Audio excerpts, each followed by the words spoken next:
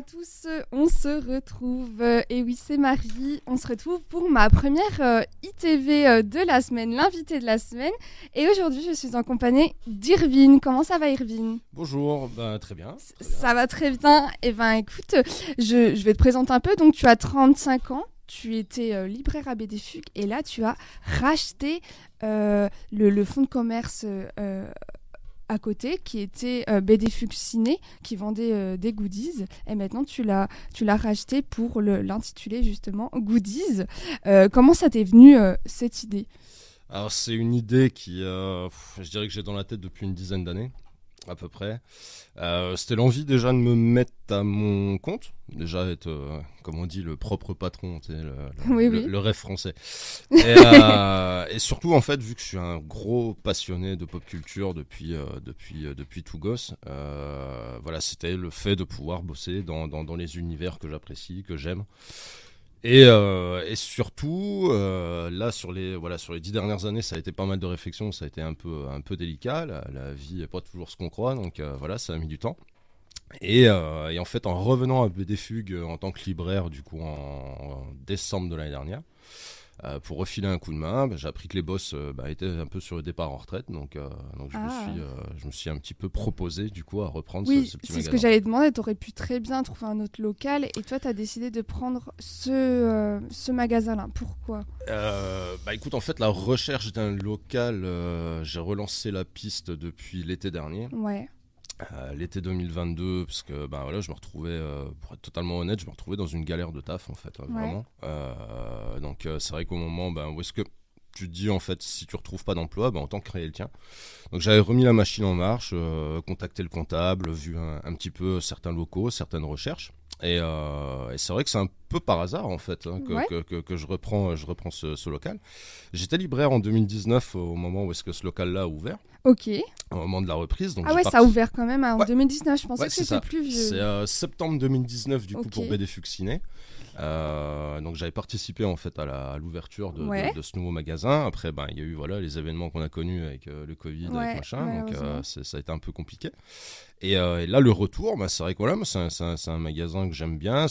Petite superficie. C'est quand même faut le dire à nos auditeurs, c'est une petite superficie. Mais 34. alors la DA, la direction artistique, elle en a fait un truc de dingue. Enfin, moi, j'ai pas reconnu du tout le local. Ça fait vraiment. plaisir. Ah non, c'est incroyable. C'est toi qui as choisi ce que tu voulais exactement, ou il y avait. J'imagine. Du coup, j'ai dû attaquer, on va dire, les plans du moment que j'étais en discussion en fait pour la reprise, donc depuis mars-avril, quelque chose comme ça.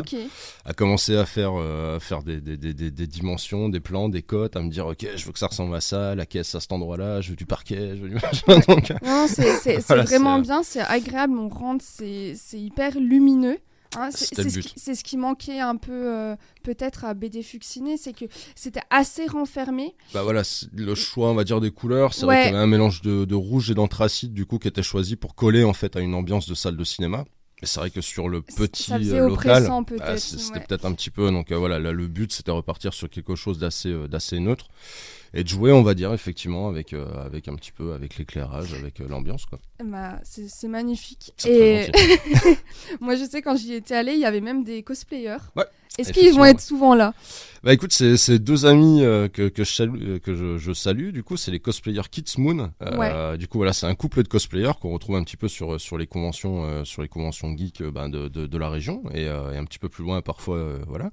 Et le but, voilà, c'était pour la réouverture, c'était de me dire autant avoir un petit peu d'animation en fait autour de la réouverture. Et oui, je pense qu'on les reverra, mais peut-être pas dans les mêmes costumes. Quoi. Ok. Tu disais que tu étais fan de pop culture depuis que t'es petit. T'étais fan de quel genre de film en particulier En fait, je dirais vraiment la porte d'entrée, c'est la série animée Batman de 93. D'accord, je l'adore. Voilà, c'est la porte d'entrée. Quand on était môme, à 8h10, t'avais un animé comme ça qui passait sur France 3. Enfin, avec la musique. Donc on est dans la continuité des films de Burton, des deux films de Tim Burton de Batman. Et donc ça, vraiment, ça a été le point d'entrée. Donc c'est vrai qu'effectivement, je dirais... la pop culture, comme on l'a définie, c'est la culture populaire. Techniquement, elle est à tout le monde, et en même temps, derrière, en fait, c'est très vague, en fait. Et c'est vrai que moi, je suis rentré beaucoup plus sur cet aspect, on va dire, de la culture populaire plus américaine. Quand j'étais môme, je suivais les matchs de basket avec du Michael Jordan, avec voilà. Forcément, il y avait du super-héros, il y avait du X-Men, il y avait du Batman. Donc c'est vrai que voilà, c'est des animés, on va dire, qui m'ont permis de rentrer un petit peu dedans. Et au fur et à mesure, c'est vrai que voilà, j'ai toujours été un peu plus attiré, on va dire, par du film.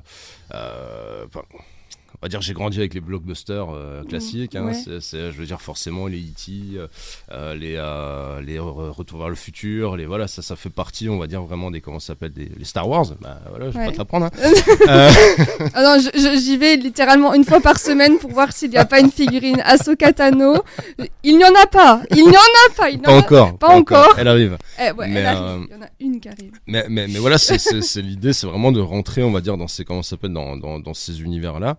Et de pouvoir, c'est vrai que voilà, on pose souvent la question, mais vous faites pas du Naruto, vous faites pas du One Piece, vous faites pas, donc je fais pas de culture manga. Ouais.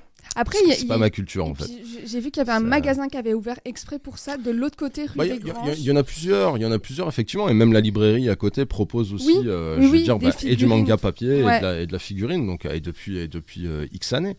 Donc c'est vrai qu'après voilà, c'est peut-être, on va dire c'est la niche de la niche, quoi. Voilà, c'est effectivement, je veux dire, il y a une partie, vu qu'il y a une partie qui est orientée sur du cinéma horreur, il y a une partie qui est orientée Disney. Enfin voilà, je veux dire, c'est retrouver, on va dire, un petit peu des coups de cœur qui pourraient permettre, on va dire, de faire des beaux cadeaux, même pour soi, pour des proches. Voilà, se faire plaisir tout au long de l'année, quoi. C'est vraiment bien pour ceux, si vous avez des frères et sœurs de la famille qui aiment certains films en particulier, il y en a pour tous les goûts. Vraiment, j'essaye. Ouais, il y a du Disney, il y a des petites peluches là en ce moment, j'ai vu. Trop mimi. Monstres et compagnie, je crois. Stitch aussi. Ouais, Stitch, exact. Ouais, Stitch qui a supplanté Mickey depuis ces dernières années, quoi. C'est vrai. Il est beaucoup plus mignon.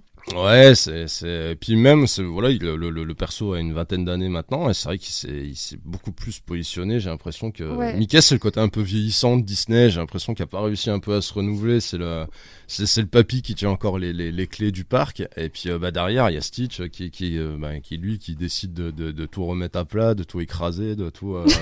D'ailleurs, des clients me disaient, pour Mickey, il y avait pas la file d'attente à Disney là, genre la semaine dernière. Ah ouais. Et par contre, Stitch débarque et genre il y a 1 heure de file d'attente pour faire des photos avec, quoi. Enfin, c'est une dinguerie, quoi. Ouais. C'est vraiment. Donc ça, c'est un perso, voilà, totalement un perso qui a redéfini, on va dire, un peu la pop culture des 20 dernières années, quoi, en fait.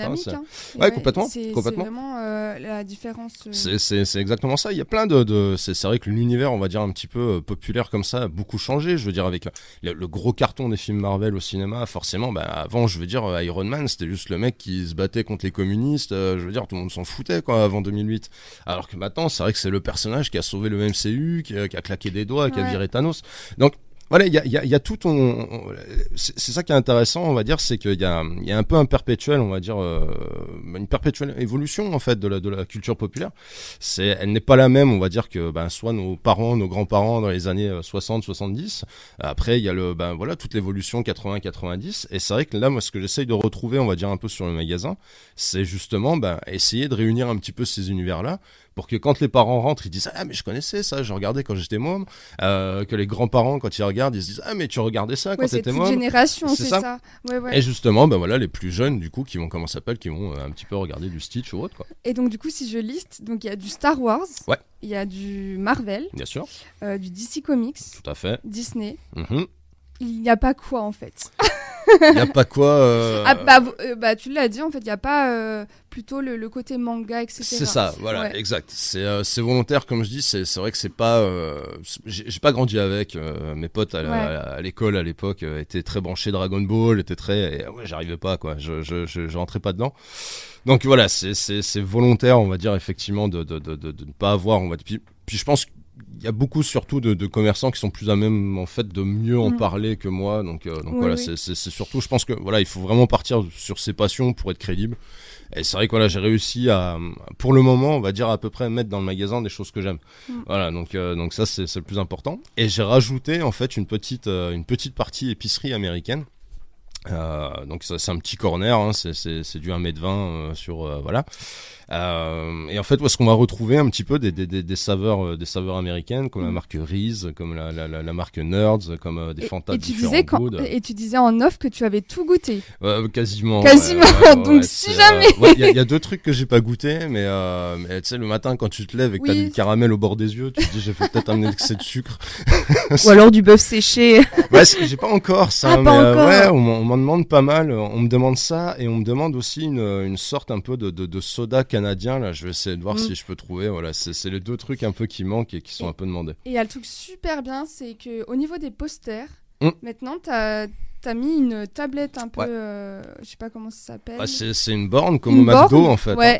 Et en fait, on choisit quel menu tu veux. C'est high-tech. Bah, en fait, ça permet un gain de place déjà, et c'est vrai que j'en avais parlé. Alors ça, du coup, je veux pas me donner le mérite. Hein. En fait, c'est un de mes anciens collègues libraires qui m'a filé l'idée, qui m'a dit mais en fait pourquoi tu mets pas un écran avec les je me suis dit attends, faut que je réfléchisse à ça, et du coup voilà, c'est le concept, on va dire. On cherchait, en fait avec ma femme on cherchait du coup une tablette, un machin, un truc à fixer au mur. En fait on se dit mais on trouve rien, et on est trouvé sur la solution d'avoir en fait comment ça s'appelle, cet écran en fait comme au McDo, d'avoir donc c'est un pote qui a fait l'interface à l'intérieur du coup, et ça permet en fait de pouvoir sélectionner les posters, de pouvoir les zoomer, de pouvoir regarder un petit peu. Donc c'est vrai que c'est un gain de place par rapport aux porte-vues en fait qui sont très très larges d'habitude, qui prennent une place assez folle.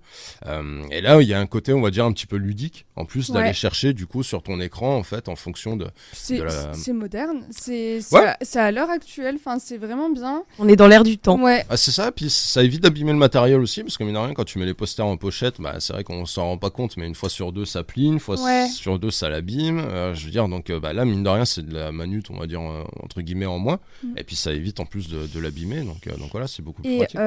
Donc là, ça vient d'ouvrir, donc tout y est. Donc il y a aussi, donc je listais ce qu'il y avait. Il y a aussi les gros blockbusters à l'ancienne, Jurassic Park, bien sûr, E.T., puis tu l'as très bien dit, hein, et quelques films d'horreur, je crois qu'il y a. Tout à fait, il y a les Gremlins. Tout à fait, les Gremlins, du Halloween, qu'est-ce que j'ai, Chucky qui est une des pièces qui parle le plus.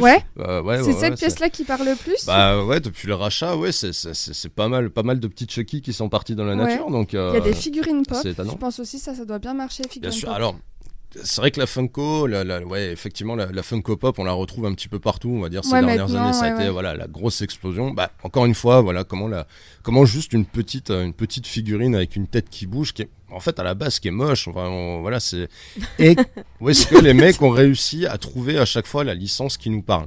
En fait, et qui arrive à ressembler. Alors, je sais pas si c'est parce que sur la boîte il y a marqué regardez, c'est Indiana Jones, et tu la regardes, tu dis ah mais c'est Indiana Jones. Mais c'est vrai que voilà, c'est très clairement, on va dire, l'un des produits qui a modifié, on va dire, un petit peu les habitudes du jouet, du collectionneur et de la pop culture, on va dire, sur la quinzaine d'années. Et c'est vrai que voilà, là volontairement j'ai un petit peu plus, on va dire, rajouté de licences et rajouté de Funko, parce que mine de rien ça reste encore le petit produit, on va dire, le petit tout venant qui permet de faire un petit cadeau, un petit coup de cœur. Je veux dire, c'est un produit qui est à 16-17 balles, c'est pas énorme, je veux dire, en termes de tarifs. Bien, hein. C'est vraiment dans la tranche de tarifs qu'on pourrait faire ça, comme cadeau. C'est ça. Et c'est l'alternative en fait de tu sais pas quoi offrir, donc t'offres un mug ou bien t'offres un poster encadré. C'est sympa qu'un mug, quoi. Ouais, et puis c'est bon délire. Enfin, genre tu peux t'acheter une figurine pop genre ultra drôle par rapport à un délire que tu t'es fait.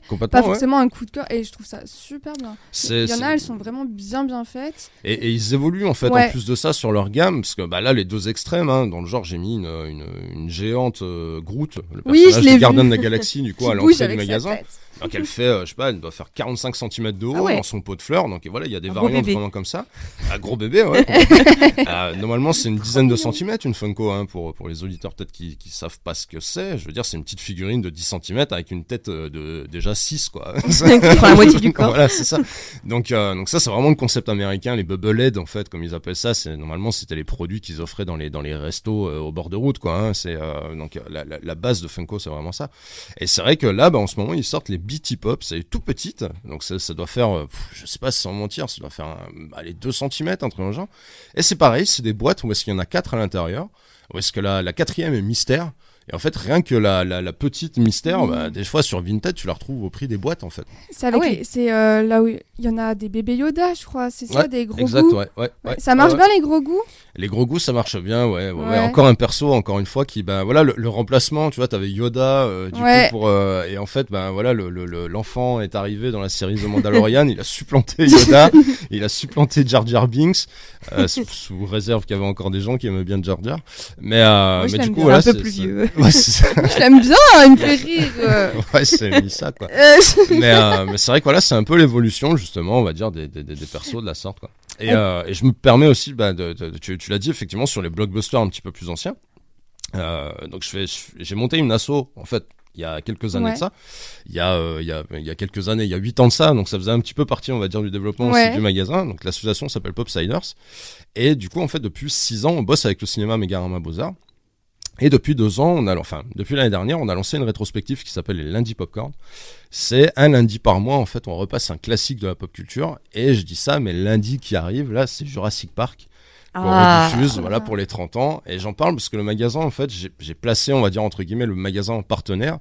Parce que c'est aussi le but, on va dire, parfois, de pouvoir faire du jeu concours, d'offrir certaines pièces, d'offrir certains petits goodies, on va dire, qui seraient en lien avec les films qui seront projetés. Donc voilà, c'est des choses qui vont arriver un peu à l'avenir. Tu m'avais dit que tu, parfois, tirer au cinéma avec quelques goodies. C'est ça, pour montrer justement, parce qu'en fait sur ces séances-là, on parle un petit peu du développé, on va dire, du film, on fait une petite introduction, on en discute un peu, et effectivement la partie, on va dire, produits dérivés rentre en jeu.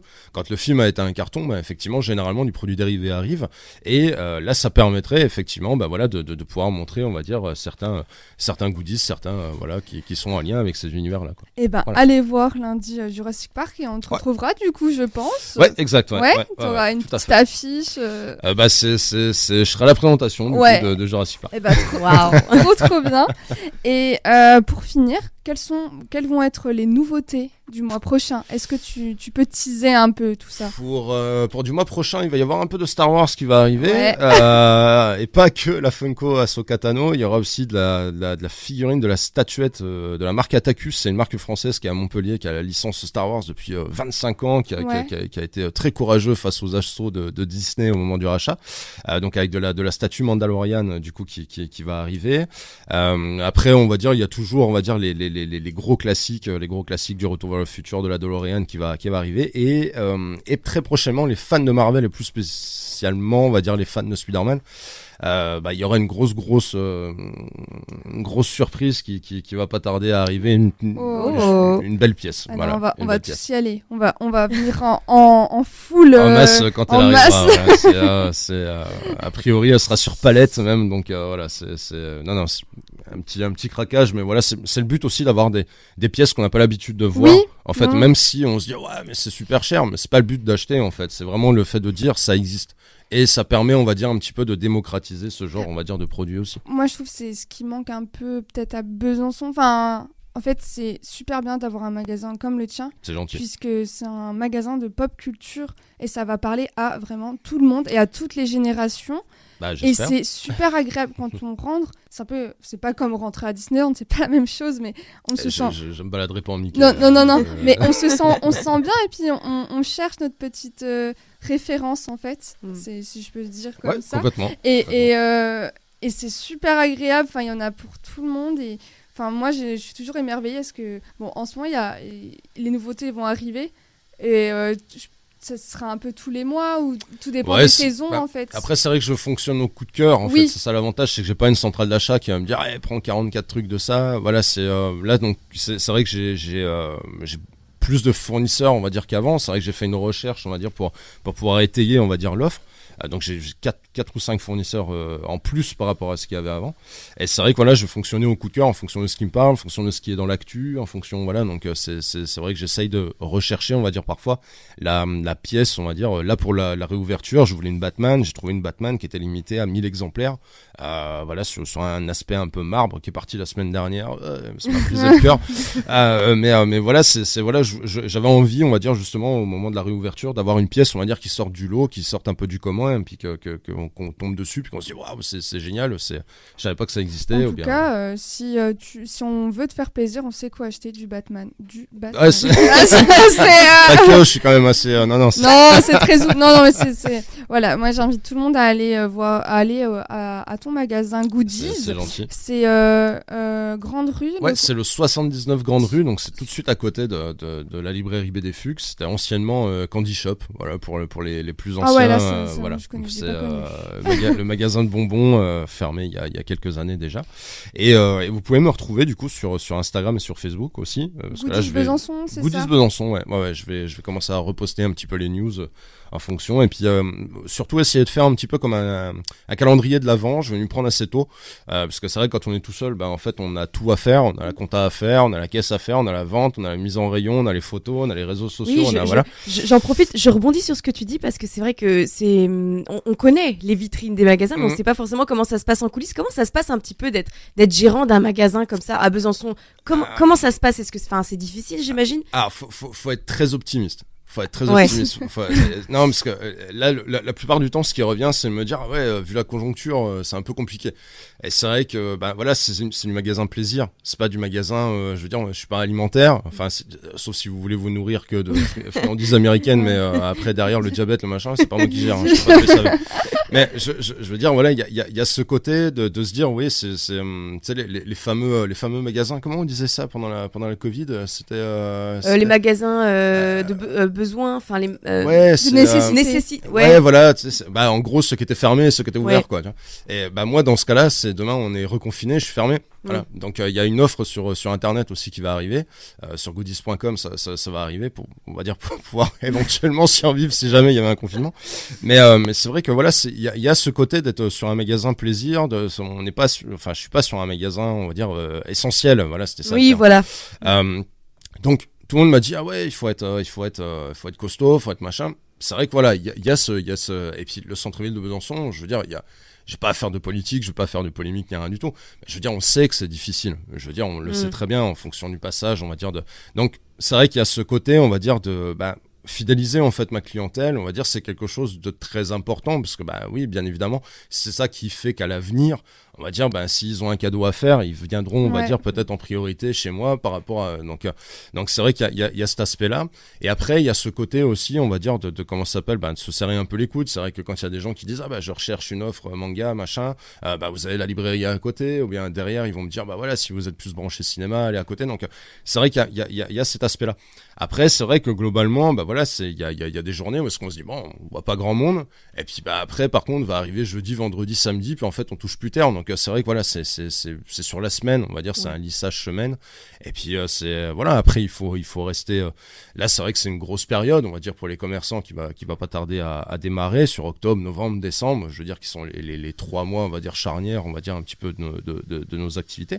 Donc, voilà, j'ai hâte, on va dire, d'attaquer cette période-là de l'année. Et puis, de voir un petit peu, comme je dis, c'est vrai que c'est ça qui est un peu satisfaisant, c'est que, enfin, qui est même très satisfaisant, c'est que la plupart du temps qu'il y a du monde dans le magasin, l'avantage c'est qu'une fois sur deux, on va dire, même plus que ça, les personnes repartent avec quelque chose. Donc que ça soit... Mais tu donnes envie, enfin, tu nous expliques bien, enfin, moi je trouve que c'est agréable, tu cherches, t'essaies de nous faire plaisir, en fait. C'est le but, tu vois, je veux dire, on est sur des magasins... On chouchoute le client. Oui, mais il n'y a pas tous les magasins qui feraient ça. Mais c'est l'avantage d'être un petit commerce, peut-être. Plus proche du client. Plus proche du client. Je dirais, quand j'ai commencé en grande distrib à l'époque sur du boulanger, sur du Darty, j'étais exactement pareil, parce que ça, je veux dire, c'est mon cursus pro, du boulanger, du Darty, du Fnac. Oui. Après, ça a toujours été de découvrir, on va dire, un petit peu ce que le client a besoin. Ouais, bien en fait, j'aime pas, on va dire, quand justement, on va dire, la personne, t'as un peu fait confiance, elle te fait confiance quand même, hein, ouais. Je veux dire, puis que derrière, elle arrive à la maison, puis elle dit, ouais, non, je suis pas satisfait. La statue elle est pas belle, mon lave-linge il marche pas. J'aime pas, parce que derrière en fait c'est toi qui représente, on va dire, comment ça s'appelle à l'époque.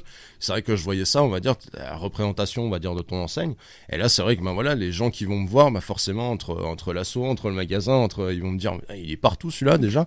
Mais surtout c'est le fait de dire, voilà, j'y suis allé, la pluche que j'ai offert, ça a satisfait parce que j'ai bien été conseillé.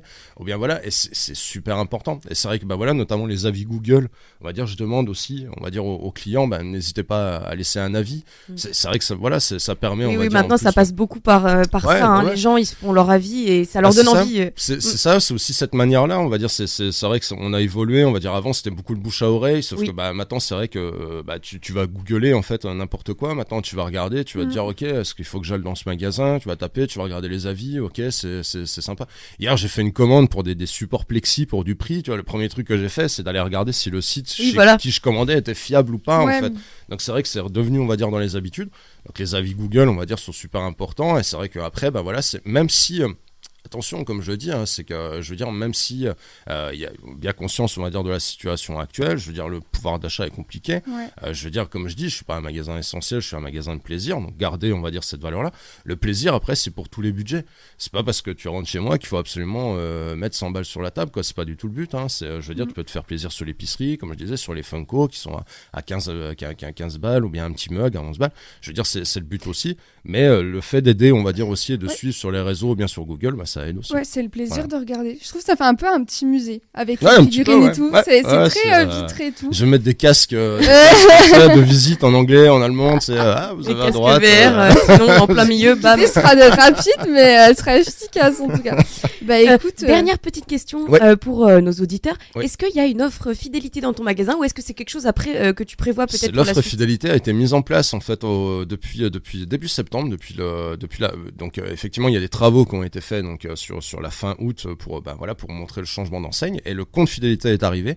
Donc c'est 5% en fait du montant des achats qui se cumulent sur une cagnotte à hauteur de 1 euro tous les 20 euros d'achat en fait, et qui ensuite peuvent être utilisés sur n'importe quoi dans le magasin sans minimum. Voilà.